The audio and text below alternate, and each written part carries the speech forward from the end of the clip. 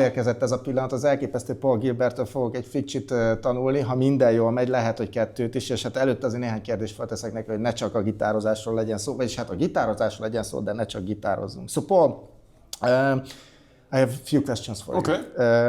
What was the longest break you ever taken from the guitar? No practicing, no playing at all. And when you came back, did it throw off your skills or did it surprise you in some new way? And how long does it take until you feel normal again? Oh, the longest break that I can remember was I went to Japan with my wife. She's from Japan. Yes. And so we visited her parents. And we had a vacation. You're nice. And I didn't play guitar the whole time. Okay. You know, family vacation. Sure. So How long was it? It was probably about 10 days. 10 days. Okay. And that's enough time where your calluses start to get a little soft. Yes. And right after I had a clinic tour. Okay. You know, in a clinic tour, I've got to be playing solos all night. Yeah. So I took a normal set of strings, like maybe a set of 9s. Okay. And I threw away the low E, which is a 42. Yes. Threw that in the garbage, and I put the 32, the A string on there. So it was like 32, and then you know a 24, and then like my D string was playing like a 16. And then I think I had the promoter say, "Can you get me an 8 somewhere?" And you know, so this was like a 9 and an 8. Yeah. And so the strings are like, blah, you know, and it was all right. Yeah. You know, it wasn't very good if I played a chord because the tuning was a little funny. Yeah. But I could bend, and you know, within about 3 or 4 days, my calluses started to come back. Yeah. Okay. And I could finally put normal strings on. Yeah. The normal string is a 9 for you. Well, actually. Normally, I'll use 8s, or Ernie Bowl makes an 8.5. Okay. And that's what I've got on here. Really? So it's instead of 8.5 on up, and then I put a heavy one on the bottom. Okay. Just you know, in case I tune down, and I don't do that much vibrato on the low string. Yeah. So you know, once in a while you can. It's not a big deal. I'll survive. Okay. But it's nice to have a little possibility to do some chunky stuff and not go out of tune. Yeah. If you could start over again, what would you focus on more in your playing or in your practice? That's a good question. Melodies. Melodies. It took me a long time, and the reason was I thought that's not my job. That's the singer's job. The singer does the melody, and then when it's my turn, I'm just gonna shred. And then I'll just do that all night. Yeah. But I think when I did the G3 tour, where you know I'd see Joe Satriani play every night, and there's no singer. You know, he's doing melodies. Yeah. And the audience loved it. I thought it sounded great. You know, and you know, people like Joe, so it sort of made me think maybe it's possible to play a melody. You know, and you know at that point I'd already been playing 30 years or something. So it took me a long time to get that idea. Nice. And you know, because melodies aren't fast doesn't mean they're easy. Yeah. To me, a melody is actually very high risk, because if you get one note wrong, everybody knows. Everybody knows. You know, if you're playing really fast, you get one note wrong. Nobody ever knows. You know? Yeah. But you know, you get one note in the melody off, but if you get it right, it's so beautiful. Okay. So and you learn a lot. You learn a lot about the fretboard and it improves you as a songwriter. Yeah. Because you start to see how melodies are put together. Sure. 2 more fast questions. Was there a light bulb moment that made you see your playing in a totally new way? Let's see. I'm trying to think of the right answer. Maybe. When I started to want to learn songs that weren't guitar songs. Okay. You know, because when I grew up, I would always play, you know, guitar riffs. I'd put on a Led Zeppelin album and learn, you know. Sure. You know, try to learn the Jimmy Page part. Yeah. But I always loved Elton John and you know, pop piano players, and they're. You know, I couldn't. It's a different instrument, so you can't play it exactly. Sure. Yeah. But to just get sometimes I'll call it like a campfire version. Okay. Where you just have an acoustic guitar and you're just having a party, and you just want to get the song across. So a song like your song, was it?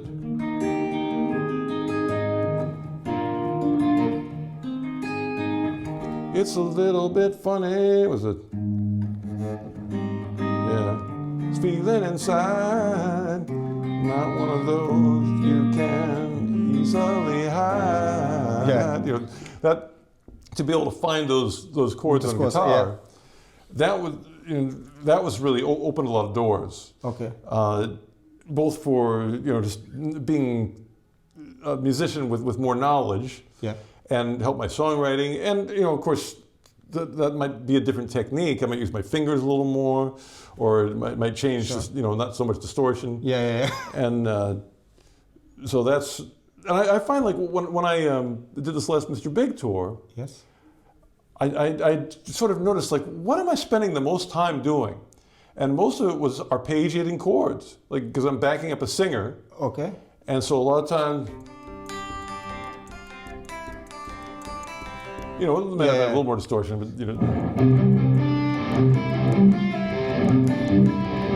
a lot of that.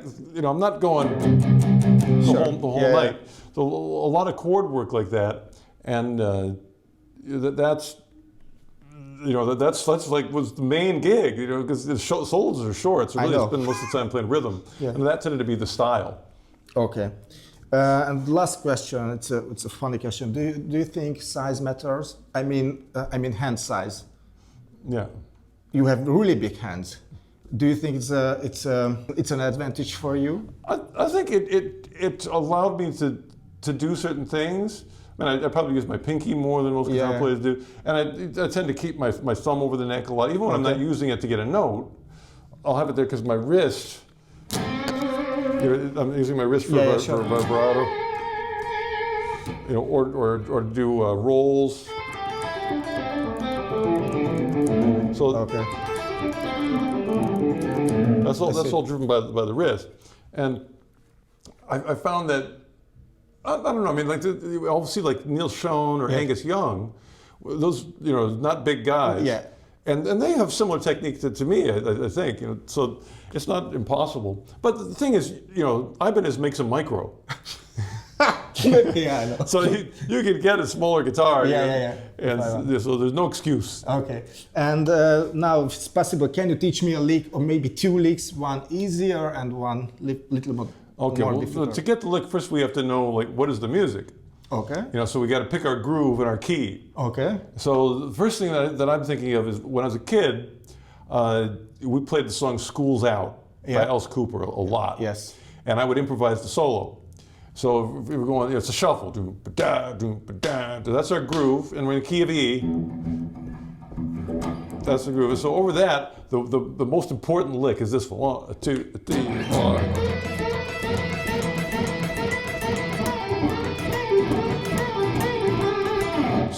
So those three notes, I mean, most guitar players probably have seen that. Yeah. You just bar, and then you have the unison bend.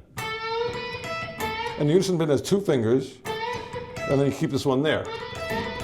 But the trick is the picking.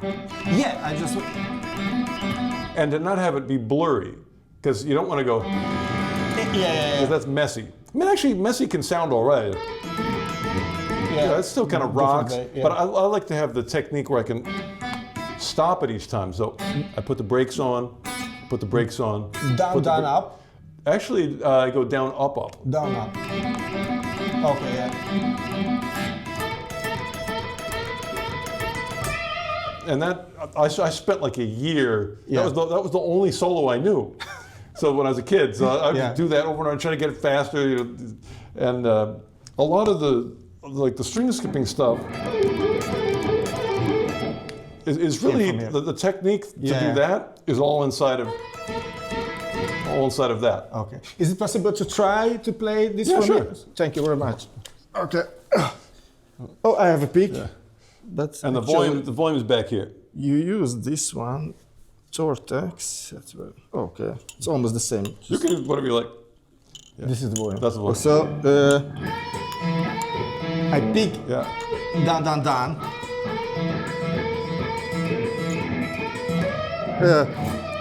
Was a fucking wide neck. It's really fat. And you play that. Yeah. But again, the trick is to stop each note. And do you start with this hand, with this palm, here? I don't think it's the palm. I think it's more like the fingertips. I mean, I don't know. Let me find out. Okay. So I think I'll try to make them very short. Yeah. Okay. So I'm a little bit away from the bridge because I get better muting there for the noise. Because I'm not muting the note, I'm muting in between the note. Okay. So the note is clear. It's not like, sure. It's not, I mean, I love that sound, but that's more for the low notes. For the high note, I stop it.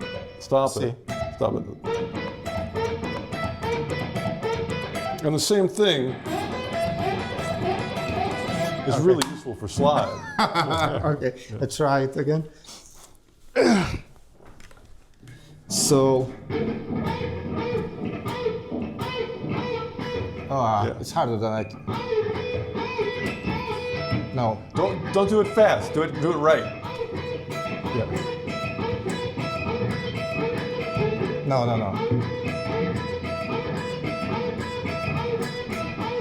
That's the thing.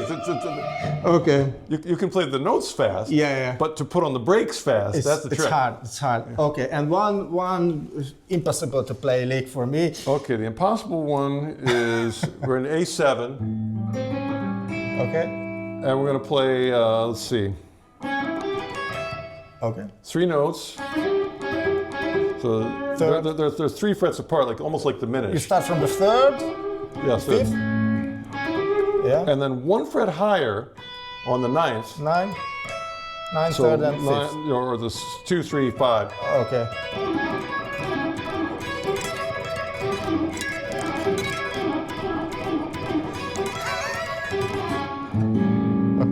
So you're playing your blues, you know.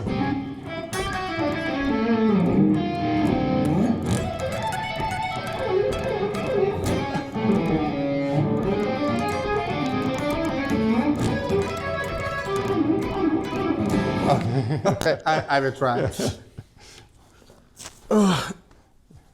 No, thank you very much. Okay, you got it. So, from the third to the... No. Probably use the second finger. Yeah. No way. It's much easier on this thing. Okay. Do you use legato on every strings, or you pick? I tend to do an upstroke on the high string. Sorry. And you pick the... It depends. There's a lot of hammers pull.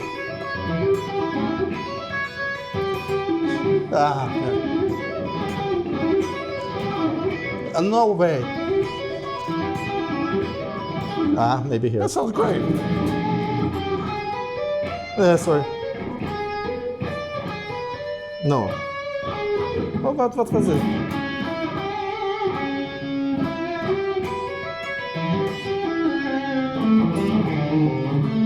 Actually, it's a really comfortable guitar, but not for my hand. Okay. Thank you very much. Can I use this pickup too? No.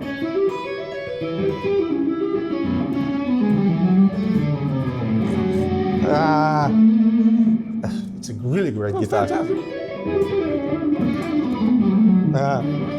It's much easier to start from here. Yeah, you connect whatever you want to it. This is great. Paul, that was all. Thank you very much. Thank you, sounds fantastic. Really big honor to meet with you. Pass the audition, you can join the band. No. I will drink something after this interview. So, srácok, ez lett volna a Paul Gilbert interjú. Köszi szépen, hogyha megnéztétek, és jövök majd még remélem más hírességekkel is. Csőzetek. Thank you very much. Thank you. Right on. Thank you. It sounded good. Oh, I'm so fucking nervous, sorry.